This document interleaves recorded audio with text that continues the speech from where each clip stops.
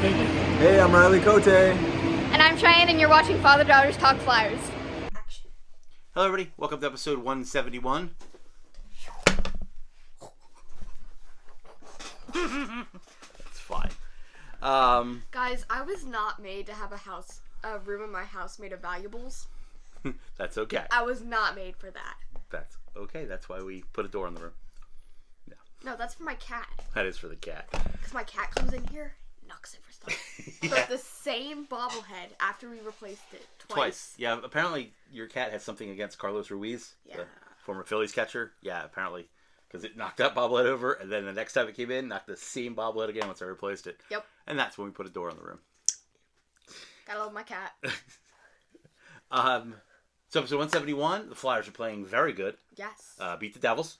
Yo. So here's they had that big game against the Ducks, and what I was worried, like, it could have gone 50-50. I figured it would either springboard them, and they'd really start and rally and playing well together. And it would lock in. And it was, yes, exactly. Or just hope, and there was always that small chance that, like, that was it. They kind of, and then, but it didn't happen. That's give them a good springboard. It really, they're all playing well. I think team defense is better.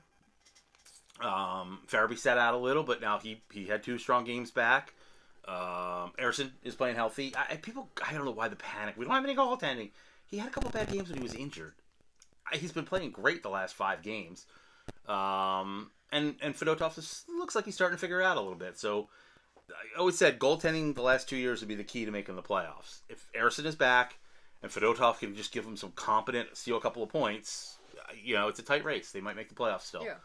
I probably had a treadmill in here. That just hit me. Yeah. It folds up nicely, but yes. It's covered by a flag, so it just hit me. I was like, what is that? Oh, it's a treadmill. That hit me there. Okay. No problem. Oh, and look who you're wearing. Kate. Yes, Noah Cates' Olympic jersey. Cates is playing great. That line, your boy, Tyson Forrester, whose birthday it is today. Oh, it's his birthday? It is his birthday today. Today's the 18th. Yes, 18th. So, Tyson Forrester, Noah Cates, and Bobby Brink are playing fantastic together. Oh, yeah. Which is great. Mitchkov scored again today. TK scored an empty netter, but TK's got a point per game. Things are coming together. It's just they've got to, they took so long to get it together that they really have left. It's kind of like the opposite of last year. They were in the playoffs all that time and then sputtered at the end. Now now it's like... This year they put themselves in a hole. However, maybe that might be a good thing that, if they're focused. But the thing is, they only have so much time to dig themselves out of the hole. Yeah, that's part of the problem. The other thing is teams like New York and some of the other teams have dug themselves holes too. So, the final 2 playoff spots are totally up It for honestly grabs. just depends who digs themselves out of the hole faster. Yep, you just really can't have any long losing streaks. You're going to drop a game, 1 or 2. You can't drop 3 or 4 in a row. Mm-mm. Especially, but the Flyers have a lot of division games coming up, playing opponents they're playing for playoff spots. So these points are super important. Like today, taking 2 from New Jersey today was huge. So it was a nice, good team win. I mean, it was not the most exciting game. Sort of felt like the '90s Trap Devils games, but I mean, it worked. So it worked. They won. I got no complaints. We go okay. They took 2 points, so that was great. I didn't want the thing getting overtime. So let's go into these shenanigans. Oh, shenanigans! The table's full. Yes, so I went to my favorite store today. Me and Michelle, we took a ride to Carl's Cars in Havertown. If you have a Flyers fan or any Philly sports fan in your life, Carl's is the place to go. Yes. Great little family-run store. Carl's very nice. His daughter, all the people that work there are great. And if, most things we have in this room, we got signed ourselves in person. Yeah. But if we didn't, I got it at Carl's. Like Carl, 100% trusted. There's never fake autograph. Carl is a class act. So it's been a little while since we did the whole room video. It was actually a few months ago. So I thought we'd narrow down. I picked up some new McFarlanes today. Yeah. So they stopped making these a long time. I forget how long ago now, 8-9 years ago. So when you were only 78. You're only being mean to me because I already made you dinner. He made me my favorite. I did. Didn't you make garlic bread too? Oh yeah. Oh, he made garlic bread, chicken parm, spaghetti. Yes, I made you one of your favorites. It's all up there when we're done. Oh, Dad, why did they name them McFarlanes? Oh, Todd McFarlane was the founder of the company. Oh. So Todd McFarlane was primarily a comic book artist. He drew Spider-Man. Oh. Most famously. He worked on other books, but he was a very good Spider-Man artist. And then he started his own comic, which was Spawn, which you've never seen, but it's another comic book character of his own creation. I feel like I've heard of it, but I don't They made 2 movies, but they were like before your time. But they made 2 Spawn comic book movies, and that was his own big character. But he was very good when he drew Spider-Man, so that's how he made his money. And then you remember the little starting lineups, the little crappy little figures that are this big. Well, that's the best we had when I was a kid. Yeah, those. Yeah. So he came out with this toy line called McFarlanes Toys, and the made figures for baseball and football and all. And the details, they're just awesome. I loved them when they came out. I thought they were so cool. Like, for example, if you don't know what we're talking about, here's Bobby Clark's. Yeah. I mean, look, the hair, it actually looks like Clark. The starting lineups, everybody looked identical. Yeah. Like this, they made an effort. The teeth, they made an effort. The hair, the face to actually look like it. It's hockey poses. Yeah. They even got the brand of stick right. Like the detail is there on these things. Yeah. So, and I've had most of them signed. So there's Bobby Clark's. Here's Claude Giroux from the Winter Classic because I love that jersey. So there's G. They didn't make everybody, obviously. They made Simone Gagne. And Jeremy Roenick. And, of course, Danny Briere that you knocked over when we started the video, but not the end of the world. There's Danny B. And Danny signed the base there.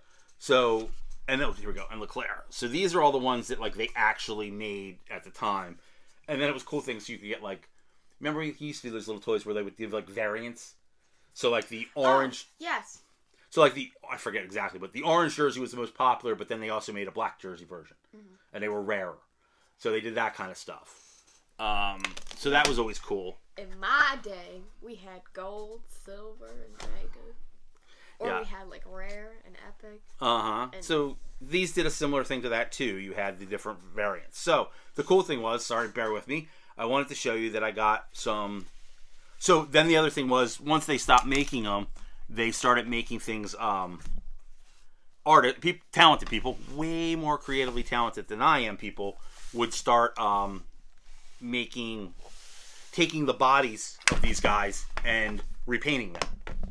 Because they didn't make certain players. Yeah. So, and yes, there's the little mini one of Jeremy Roenick. Mini one. The mini one of Roenick. So that became a thing, which I thought was really cool then. I wish I had that kind of talent, but I most definitely do not. So I've had this one a while. So you know how much of a John Leclerc fan I am. So I found somebody that repainted the classic John Leclerc one in orange, except they put him in his USA jersey. So I love that. So I had that one a while. So Carl got in a bunch of custom-made ones today. So Michelle and I went up to take a look and picked up a few. Are we going to tell them how much you spent? No.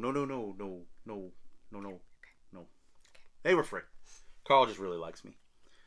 No, that went free, but we're not going to tell Mom, though. Okay. So the cool thing was they were all signed, and they were all custom-made.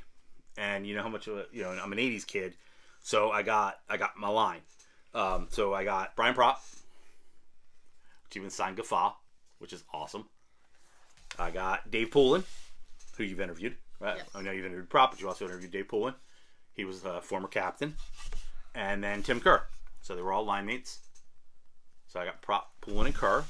And then sticking with the 80s theme as well, I picked up... Where did that go? Oh, there it is. I also picked up Mark Howe. Number 2, which is retired by the Flyers. You've seen Mark at a bunch of charity hockey games playing with Brian Propp and other guys.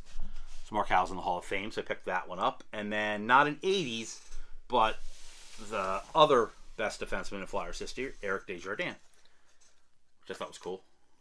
He played with Lindros and Leclerc. He was their defenseman. So, you don't see enough Eric stuff. I feel Eric gets underappreciated. He was a very good player for a very long time here. So when I saw Eric's, even though I'm an 80s kid, I could not resist picking up Eric. And then one last one, because I already have a Bernie Parent one of this. Because they made a Bernie Parent one. I left it on the shelf. I forgot to grab that. But Hextall. So this was cool. This is 1992 Ron Hextall, because it's got the 70th anniversary on this shoulder, and the Flyers hosted the All-Star game in 1992. So it's got that patch. That's amazing detail. And whoever did these, that's the right helmet.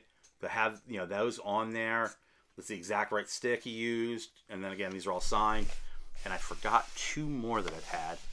So, hang on. Yeah, oh, I'm sorry, 1 more. See, it's not fair. He gets the spinning chair. I do get the spinny chair. I have to sit on a stool. I got Nitty. So I got this one a couple years back. But, so Nitty Maki, and it's signed.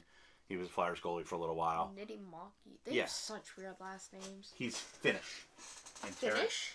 Yeah, Finland. It's a country next to Sweden. Oh. So, Antero Niittymaki. But it's cool. It's even got his little Nitty helmet on. And then I have Bush, too. But I haven't had Bush sign it yet. I got to get him. But, yeah. So, as usual, it does not matter when we do this. You yawn. I yawn a lot. I don't stop yawning. I'm pretty pumped. It was kind of like being like a kid. So, when I was a little kid, Star Wars, which of a Star Wars fan I was. Back in the 1700s. The 70s. Star Wars came out, and I used to go into the stores, and they would have all the action figures on the little pegs, and I always wanted all that, And every time I went, like, my mom would be like, you can have 1 or 2, and you'd look at like 100 of them, and you had to figure out which ones you want. Like, what these, and that's how I kind of was today. I was just looking at them. I'm like, because he had a Rod Brendamore, they had a Barber, McLeish, and Leach. I already have the Clark. So I got to figure out which ones would stay within my budget. So I was like, I can only get, So I spent a little time staring. Michelle was very patient with me. She's a lot more patient than me.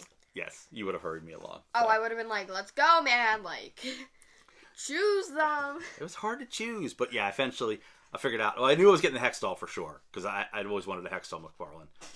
I've seen those, but I had never seen anybody make. Well, I've seen one curve before, but I'd never seen a prop pull and a curl all together like that. So, and that was my line when I was a kid. So I couldn't resist. Well, thank you for putting up with me. I do this every day. The last 13 years. You missed. You were at a cookie booth while I rearranged the shelves. Oh, Lord. Bobbleheads are in the middle now because the McFarlanes are all up top. Oh, Lord, man. So I can put them back on the shelves, but I know where they go now. He's going to be sitting there for the next 45 minutes being like, no, you... a little bit more over to the right, to the left. I already did that the entire time I watched the game today. So. Did you watch it down here? Yeah. So I had to. It took me a while to figure out how I wanted stuff.